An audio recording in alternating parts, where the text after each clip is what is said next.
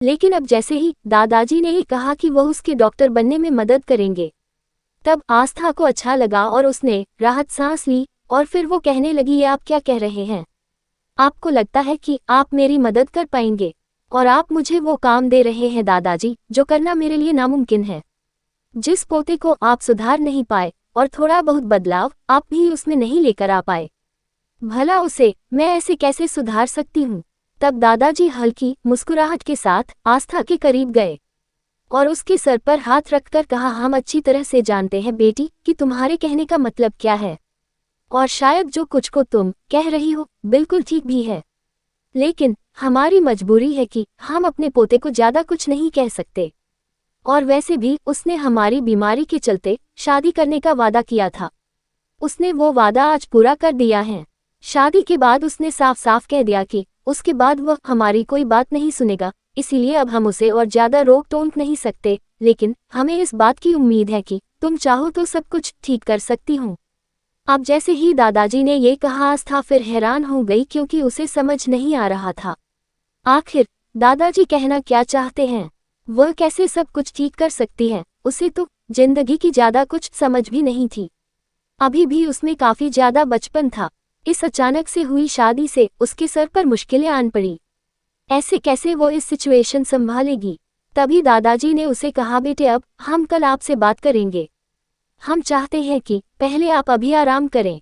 आप काफी ज्यादा थक गई होंगी। और हाँ, हमें पता चला कि आपका क्लोथ सेट में केवल साड़ियाँ वगैरह ही रखी है, तो शायद आपने उनमें कंफर्टेबल फील ना करें, लेकिन हम जल्दी ही अपने डिजाइनर से कहकर आपके मुताबिक आपके लिए नए कपड़ों का इंतजाम करा देंगे।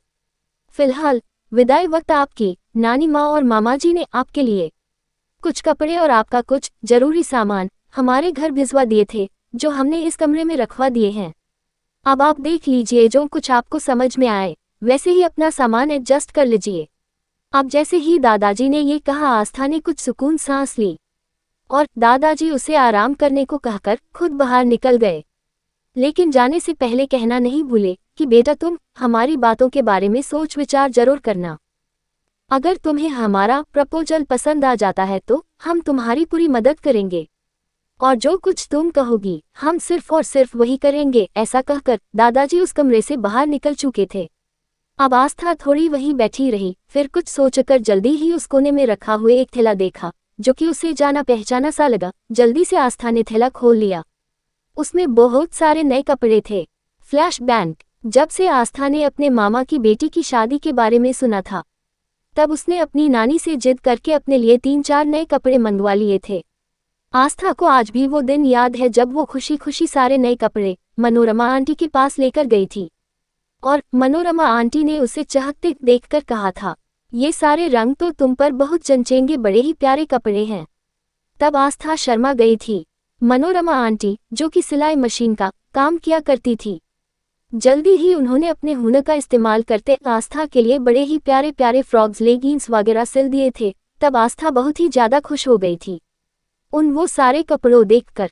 फ्लैशबैक एंड, आस्था की आंखें एक फिर भर आए और वो रोने लगी। अब जल्दी ही आस्था बाथरूम में घुस गई थी फ्रेश होने के बाद, जो कपड़े उसके नानी माँ ने भेजे थे। आस्था को अपने कपड़े पहन कर काफी ज्यादा कंफर्टेबल लग रहा था, लेकिन तभी आईने में देखते हुए आस्था का ध्यान अपने गले में पड़े मंगलसूत्र और मांग में लगे सिंदूर पर गया। आस्था का दिल चाहा कि वो अभी और इसी वक्त से मंगलसूत्र को निकलकर फेंक दें और सिंदूर को मिटा डालें, लेकिन ना जाने ऐसा कौन से जज्बात थे कि वो चाहकर भी उस मंगलसूत्र को और सिंदूर को अपने सर से पोंछ नहीं पा रही थी। अब आस्था ज्यादा ना सोचते हुए एक गहरी नींद में सो गई। दूसरी ओर वो चारों के चारों मुस्तंदे हैं, यानी कि चारों के चारों दोस्त अपने कमरे में मुंह फुलाए बैठे थे।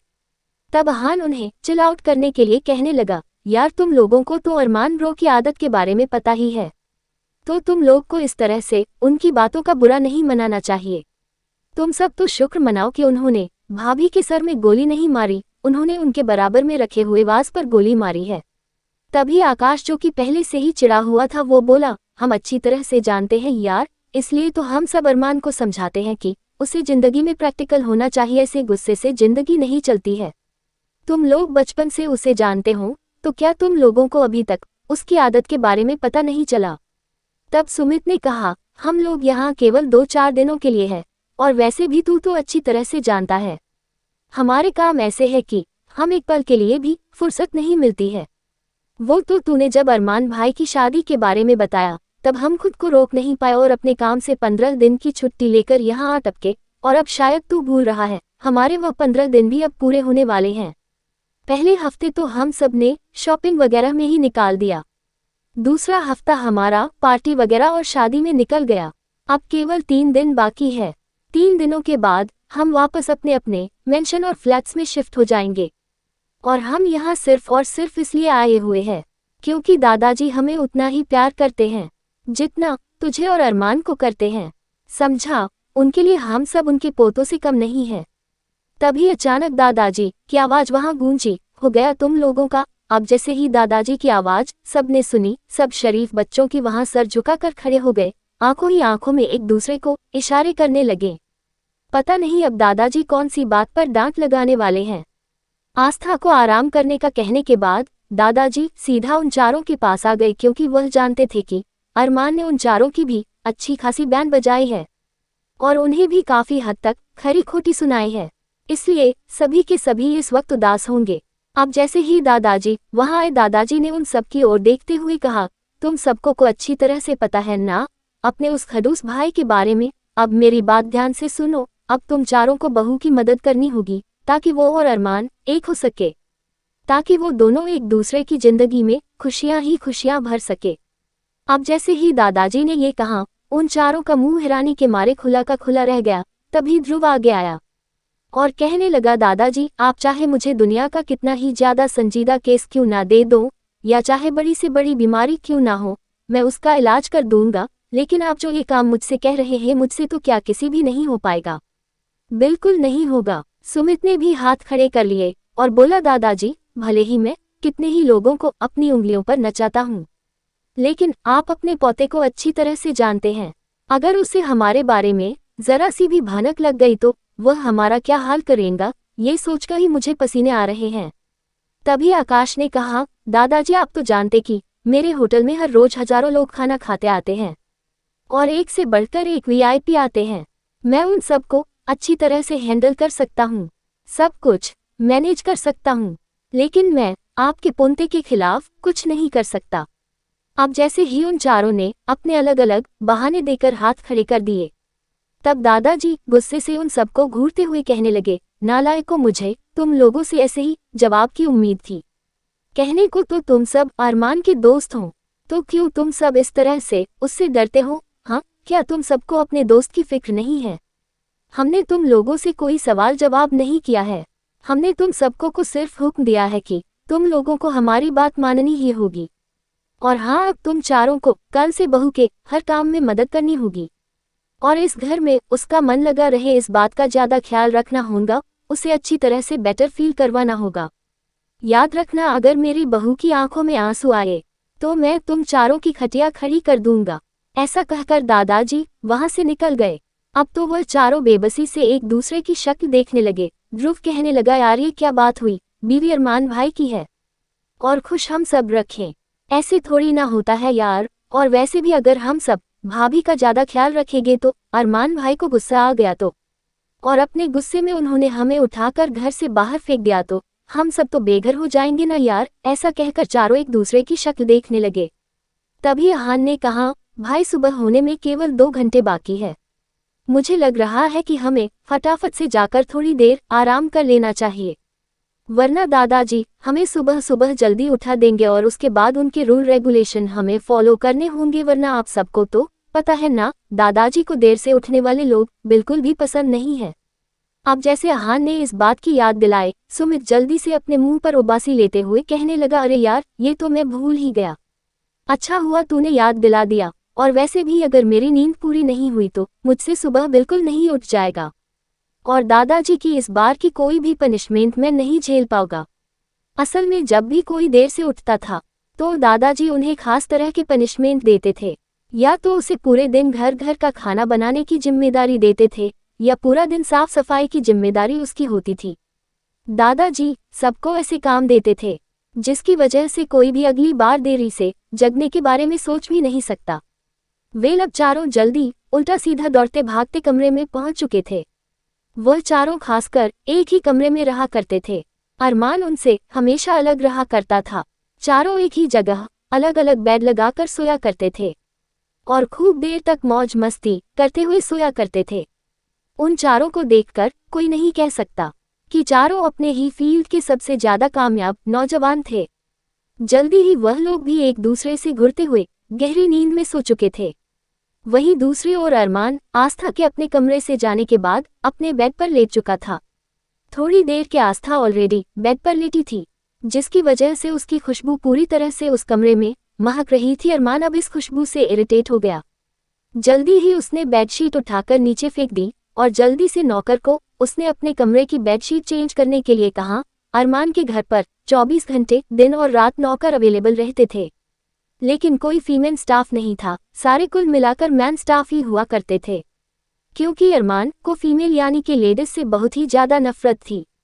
एक यही वजह थी कि वो कभी भी किसी से शादी नहीं करना चाहता था। लेकिन जिस दिन दादाजी ने अपने सीरियस बीमारी के बारे में बताया और साथ ही साथ अपनी आखिरी ख्वाहिश के बारे में अरमान से कहा, तो उस वक्त चाहकर भी अरमान मना नहीं कर पाया। लेकिन अब अरमान फिर इरिटेट चुका था, क्योंकि आस्था से शादी करने के बाद उसके दिल में एक अजीब सी बेचैनी होने लगी थी। उसे खुद कुछ नहीं पता कि आखिरकार उसके साथ हो क्या रहा है। जल्दी ही उसके कमरे की बेडशीट चेंज कर दी गई। उसे थोड़ा सा बेटर फील हुआ और जल्दी ही वो गहरी नींद में सो चुका था। सभी 4 बजे के करीब सोए थे, लेकिन आस्था बहुत जल्दी ही 1 से 2 घंटे के लिए नींद पूरी होने के बाद उठ चुकी थी। और जैसे ही वह उठी, उसने अपने आप को आईने में देखा। कुछ पल आस्था अपने आप को देखते रही थी। केवल एक दिन ने उसकी पूरी की पूरी जिंदगी, उसके पूरे के पूरे सपने, सब कुछ पूरी तरह से बदल कर रख दिया था। आस्था की आंखों के किनारे एक बार फिर भीग गए थे और वह सोचने लगी थी कि आखिरकार उसकी जिंदगी किसी मोड़ पर आ गई है। चुलबुली सी आस्था, जो हमेशा अपने चेहरे पर मुस्कान सजाए रहती थी, आज वह शीशे में खुद को देखकर मुस्कुराने की कोशिश कर रही थी। लेकिन मजाल कि आज उसकी मुस्कुराहट उसके होठों को भी छू जाए। वेल, आस्था ने खुद को शीशे में देखते हुए कहा था, नहीं आस्था, तू इस तरह से नहीं टूट सकती है। तूने तो इससे भी ज्यादा बुरा दिन अपनी जिंदगी में देखा है, तो तू ऐसे कैसे टूट सकती है। तुझे हौसला रखना होगा आस्था, तुझे हौसला रखना होगा, और तू सिर्फ और सिर्फ ये सोच कि तू इस कैद से कैसे निकलेगी। जो ये बंदूक वाले मोन्स्टर अरमान सिंघानिया नाम का फंदा तेरे गले में अटक गया है, तू उससे कैसे निकलेगी। कुछ ना कुछ सोच आस्था, तू इस तरह से हार नहीं मान सकती है। कहीं ना कहीं आस्था शीशे में खुद को देखते हुए खुद से ही सवाल जवाब कर रही थी और खुद को हिम्मत देने की कोशिश कर रही थी। तभी आस्था को कल रात दादाजी ने उसे जो कुछ बातें कही थी वही याद आने लगे थी और वह सोचने लगे थी कि अगर वाकई अरमान सिंघानिया बदल जाता है और थोड़े बहुत चेंज उसमें आ जाते हैं, तब आसानी से दादाजी उसे अरमान सिंघानिया के नाम से आज़ाद कर सकते हैं, साथ साथ डॉक्टर बनने में उसकी मदद भी कर सकते हैं। आस्था, तू इस तरह से हार नहीं मान सकती है। वैसे भी तेरी जिंदगी ने तुझे सिर्फ और सिर्फ चैलेंज ही दिए हैं, इस शादी को भी चैलेंज की तरह एक्सेप्ट कर। कुछ सोचते हुए आस्था ने गहरी और लंबी सांस ली थी और फिर जल्दी ही वह अपने आप को सबके सामने जाने के लिए तैयार करने लगी थी।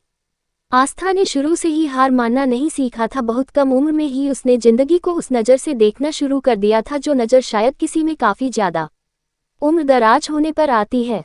वेट सबसे पहले फ्रेश होकर उसने अपना एक और नया जोड़ा पहना, लेकिन अब आस्था को समझ में नहीं आ रहा था कि उसे कैसे तैयार होना है, क्योंकि अब उसकी शादी हो चुकी है। अब तो उसके लिए सब कुछ बदल चुका था। आस्था को कुछ नॉलेज तो नहीं था शादीशुदा लड़की कैसे रेडी होती है, लेकिन उसे ये तो पता था इस तरह से नॉर्मल नहीं रहती है, क्योंकि मनोरमा आंटी की बहू शादी के बाद वो किस तरह से सज धज कर रहा करती थी। ये सारी बातें आस्था को याद थी। एक पल को आस्था ने दिल से फैसला किया कि उसकी जिंदगी का मकसद डॉक्टर बनने पर फोकस करना है, लेकिन अभी उसने इस बारे में ज्यादा नहीं सोचा। आस्था कुछ समझ नहीं आ रहा था कि दादाजी उससे आज क्या बात करने वाले हैं और उसे किस चीज के बारे में बताने वाले हैं, लेकिन अभी फिलहाल उसने खुद को थोड़ा बहुत तैयार करने के बारे में सोच लिया था। उसने अपने सामान में पायल को देखा। उसकी नानी ने उसके लिए नई पायल भी भेजी थी, जो उन्होंने उसके बहुत पहले उसके लिए बनवाई थी, लेकिन आस्था ने कभी भी वो पायल नहीं पहनी थी। लेकिन आज उसने वो पायल पहन ली और कुछ चूड़ियां भी पड़ी हुई थी जो उसने शादी में पहनने के लिए लेकर आई थी। फिर आस्था ने अपने हाथों में चूड़ियां पहनी, जल्द ही हल्का सा मेकअप किया और मांग में लगे सिंदूर को उसने अपने बालों से छुपा लिया, क्योंकि उसे रह रहकर कुछ शर्म सी महसूस हो रही थी। उसके लिए ये सब नया नया सा था और वह इस तरह से सिंदूर और मंगलसूत्र के साथ वहां से बाहर नहीं जा सकती थी। फिलहाल उसने मंगलसूत्र को अपने दुपट्टे में अच्छी तरह से कवर कर लिया और सिंदूर को बालों से छुपा लिया, जिससे पता ही नहीं चल रहा था कि उसने सिंदूर लगाया है या नहीं। वे जल्दी ही आस्था दरवाजा खोलकर वहां से सीढ़ियों की ओर जाने लगी। सुबह 6 बजे बजते ही दादाजी ने उन चारों को एक बाल्टी पार्टी डालकर उठा दिया था। चारों के जॉगिंग करने के बाद दादाजी उन्हें लेकर हाल में बैठे हुए थे। वहीं उन चारों के चेहरे पर पूरी तरह से मायूसी थी। नींद पूरी ना होने की, एक तो पार्टी की वजह से पूरी रात में सो नहीं पाए और ऊपर से शादी की तैयारी और थकावट, उन सब के चेहरे पूरी तरह से उतरे हुए थे। ध्रुव तो गुस्से से दादाजी को घुरे ही जा रहा था। तब सुमित ने उसे चिढ़ाते कहा, इस तरह से उन्हें मत घूर, कहीं ऐसा ना हो कि आज दादाजी तुझे ही सजा ना सुना दें। चिढ़कर ध्रुव ने सुमित को देखा, आंखों में गुस्सा लिए उसने सुमित को अपनी आंखों से वार्न किया। फिर उसने अपनी आंखें नीचे की और मुस्कुराने लगा, क्योंकि चारों एक दूसरे को परेशान का मौका नहीं छोड़ते थे। तब दादाजी ने कहा, तुम चारों के चारों नालायक हो, अगर सुबह जल्दी टाइम से नहीं उठोगे तो कैसे मालदार बनोगे, कैसे बुद्धिमान और हेल्दी बनोगे। इसलिए मैं तुम लोगों को सुबह जल्दी से उठाता हूँ, क्योंकि हेल्दी रहना बहुत ही ज़्यादा जरूरी है। अब जब जॉगिंग तो तुम करके आए गए हो, फटाफट एक एक करके अपने कमरे में जाओ।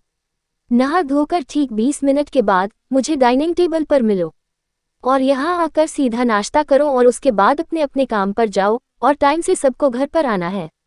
अगर तुम लोग इधर उधर मौज मस्ती करने निकल गए तो तुम लोगों की खैर नहीं।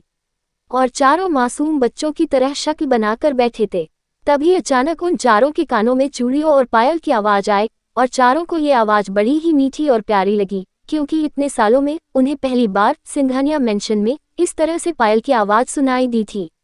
और चारों बड़े ही गौर से सीढ़ियों की ओर देखने लगे। आस्था ने आज किसी तरह का कोई घूंघट नहीं लिया था, वह तो नॉर्मली वहां डरी सहमी होती हुई नीचे की ओर आ रही थी।